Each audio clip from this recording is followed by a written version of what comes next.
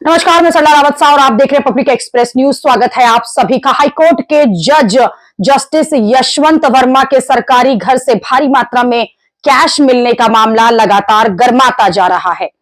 अब जस्टिस यशवंत वर्मा ने अपने ऊपर लगे हुए आरोपों से साफ इनकार कर दिया है और दावा किया है कि स्टोर रूम में उनके या उनके परिवार के किसी सदस्य द्वारा कोई नकदी नहीं रखी गई थी, कोई कैश नहीं रखा गया।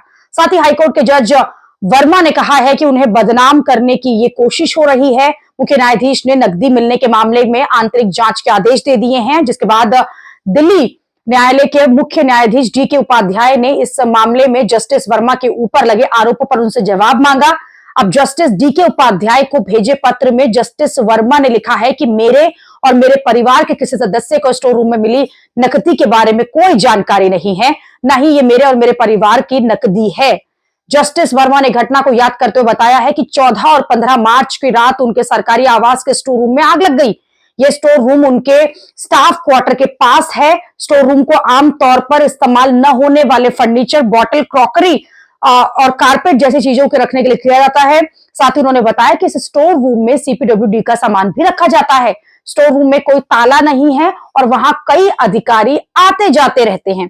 इस स्टोर रूम में सामने के दरवाजे से और पीछे के दरवाजे से भी आया जा सकता है। ये मेरे आवास से सीधे तौर पर जुड़ा हुआ नहीं है, ये मेरे घर का हिस्सा नहीं है, पर जुड़ा हुआ नहीं है और मेरे घर में इससे सिर्फ यही जाते हैं लोग, ऐसा भी नहीं है। जैसे वर्मा ने बताया है कि जिस दिन आग लगी है उस दिन की घटना, उस दिन वो अपने पत्नी के साथ मध्य प्रदेश में थे और उस वक्त घर पर सिर्फ उनकी बेटी और बुजुर्ग मां ही थी।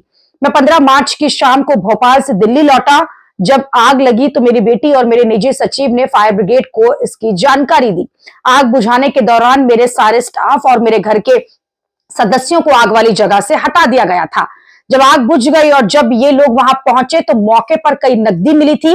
मैं फिर एक बार साफ कर दूं कि न मेरे द्वारा न ही मेरे परिवार के द्वारा कोई नकदी स्टोर रूम में रखी गई है और न ही हमें इसकी कोई जानकारी थी। हमारा इस कैश से कोई संबंध नहीं है। पैसा हमारे द्वारा रखे जाने का दावा पूरी तरह से हास्यास्पद है। उन्होंने कहा है कि ऐसी जगह पर नकदी रखने का विचार बेतुका है जहां वो सब लोग आ जा सकते हैं। आप सोचिए, पहले ये खबर आती है कि जज के घर से कैश मिलता है, फिर अगले ही दिन फायर डिपार्टमेंट से जब इस घटना पर पूरा घमासान मच जाता है, सवालों के घेरे में न्यायपालिका आ जाती है, तो एक बाइट सामने आती है जिसमें जो फायर डिपार्टमेंट के हेड है वो कहते हैं कि फायर बुझाते टाइम में कोई कैश नहीं मिला, यानी कि ये सारी अफवाहें हैं, ये सारी खबर झूठी है। लेकिन अब खुद जज महोदय आ गए हैं और वो कह रहे हैं कैश तो था पर उनका नहीं है। न्यायपालिका पर भ्रष्टाचार के आरोप और इस तरह से कैश मिलना और पैसे लेने का मामला पहले नहीं है, पहले भी कई बार इस तरह के चौंकाने वाले मामले सामने आ चुके, लेकिन इस बार का ये मामला तूल पकड़ता जा रहा है। ट्रांसफर होने की बात कही जाती है, लेकिन ट्रांसफर किया जाना भी क्या सही है? लोग सवाल कर रहे हैं कि अगर जज के घर से इतना कैश मिला है तो क्या उन्हें नौकरी से नहीं निकाला जाना चाहिए? क्या उनको उनके पद से नहीं हटाया जाना चाहिए? हालांकि अब इस मामले में हाईकोर्ट के जज का बयान सामने आया है, अभी इस पर जांच जारी है।